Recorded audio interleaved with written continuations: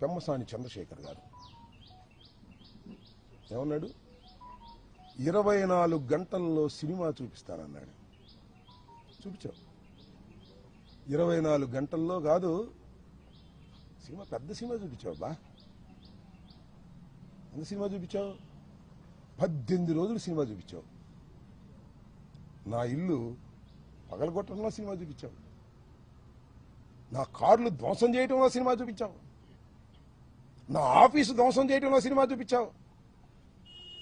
నా భార్య బిడ్డలు ఇంట్లో ఉంటే తరిమి కొట్టే సినిమా చూపించావు. లాకప్లో పడేసే సినిమా చూపించావు. రాజమండ్రి సెంట్రల్ జైల్లో 18 రోజులు ఉండే సినిమా చూపించావు. అవునయ్యా పెమ్మసాని, ఇంత పెద్ద సినిమా తీసావే, బాగా డబ్బున్నాడు కదా. ఎవడు దీనిలో హీరో? ఎవడు దీనిలో హీరో?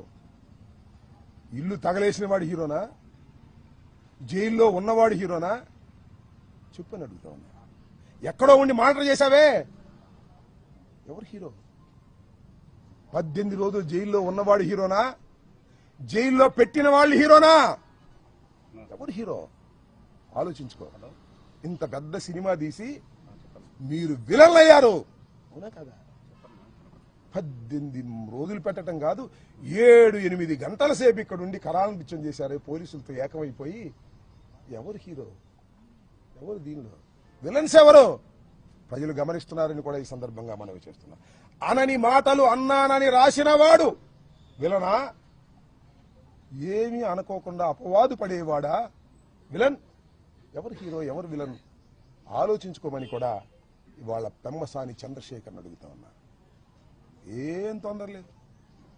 అన్నిటికీ మూల్యం చెల్లించవలసిన రోజు ఒకటి వస్తుంది, తప్పనిసరిగా వస్తుంది. భగవంతుడు పైన ఉన్నాడు. ప్రజాస్వామ్యంలో ప్రజలు చూస్తున్నారు. అన్యాయాన్ని అన్యాయం అంటారు.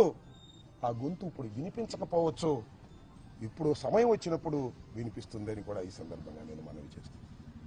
ఏమంటారండి?